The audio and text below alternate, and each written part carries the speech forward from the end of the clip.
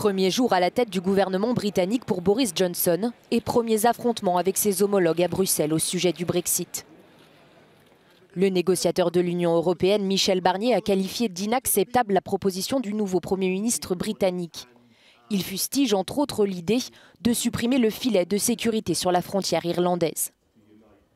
Le président de la Commission européenne, Jean-Claude Juncker, a lui réaffirmé à Boris Johnson que l'accord de divorce conclu avec le Royaume-Uni était le seul possible pour l'Union européenne. La position de l'Union européenne et celle de l'Irlande n'ont pas changé.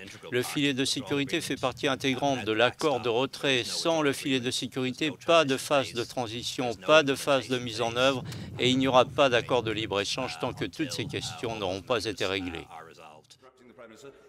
Boris Johnson a déjà dit à plusieurs reprises vouloir sortir de l'Union européenne le 31 octobre prochain. Il refuse d'apporter des changements à l'accord de retrait. S'ils ne le font pas,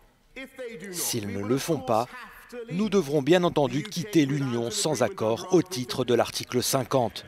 Le Royaume-Uni est mieux préparé à cette situation que beaucoup ne le pensent.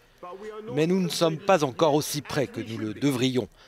Dans les 98 jours qui nous restent, nous devons redoubler d'efforts dans nos préparatifs pour faire en sorte qu'il y ait le moins de perturbations possibles dans notre vie nationale. Le leader travailliste Jeremy Corbyn a de nouveau appelé à des élections générales lors d'un rassemblement sur la place du Parlement, critiquant, je cite, le cabinet d'extrême droite du nouveau Premier ministre Boris Johnson.